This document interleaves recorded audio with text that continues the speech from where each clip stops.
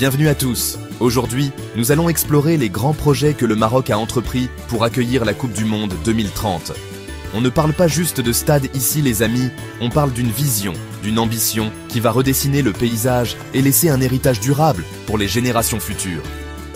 Imaginez l'énergie, l'effervescence, des millions de fans du monde entier convergeant vers nos villes, découvrant notre culture. Alors, attachez vos ceintures, car on va plonger au cœur de ces initiatives qui ne sont pas seulement destinées à accueillir des matchs de football, mais à propulser le Maroc vers un avenir encore plus brillant.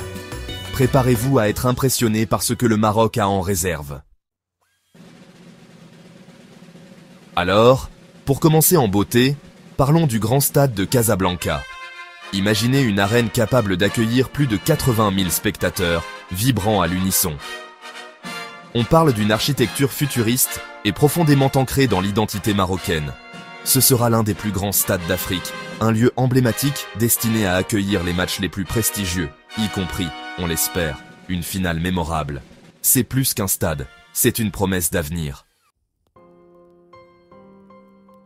Ensuite, direction la capitale, Rabat, où un autre projet d'envergure prend forme, le complexe sportif de Rabat. Ce n'est pas juste un terrain de foot de plus, c'est un véritable centre névralgique pour le sport marocain, pensé pour être ultra-moderne et multifonctionnel.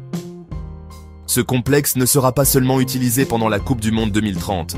Il est destiné à devenir un lieu de vie, un centre de formation pour les futurs champions marocains et un pôle d'excellence qui rayonnera sur tout le continent.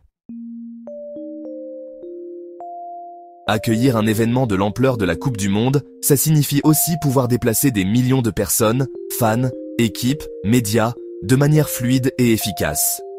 Pensez au TGV Al Borak, qui a déjà transformé les voyages entre Tanger et Casablanca. On parle d'extension de ce réseau pour relier encore plus de villes hôtes.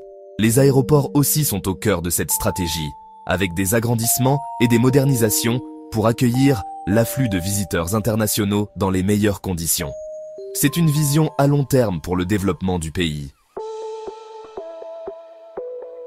Quand on pense Coupe du Monde, on pense stade, on pense transport, mais l'accueil des millions de visiteurs attendus est tout aussi crucial. On voit une véritable effervescence dans le secteur hôtelier, avec la construction de nombreux nouveaux établissements, allant des hôtels de luxe 5 étoiles aux options plus abordables, pour que tous les budgets puissent y trouver leur compte. C'est une occasion unique de montrer au monde l'excellence de l'accueil marocain, et de s'assurer que chaque séjour soit une expérience mémorable, bien au-delà des 90 minutes d'un match. Enfin, le Maroc mise énormément sur les technologies de pointe et les innovations pour faire de cette Coupe du Monde 2030 une expérience véritablement du 21e siècle. Imaginez des stades connectés avec un Wi-Fi ultra rapide partout, des applications mobiles dédiées pour s'orienter, acheter des billets, commander à manger ou même revivre les meilleurs moments en réalité augmentée. C'est une vitrine technologique qui se prépare, montrant un Maroc résolument tourné vers l'avenir, capable d'organiser un événement mondial complexe avec efficacité, sécurité et une touche d'innovation qui marquera les esprits.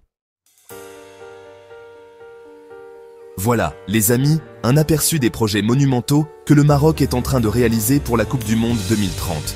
Du grand stade de Casablanca aux infrastructures de transport, en passant par l'innovation technologique, c'est tout un pays qui se mobilise avec une ambition et une énergie incroyables.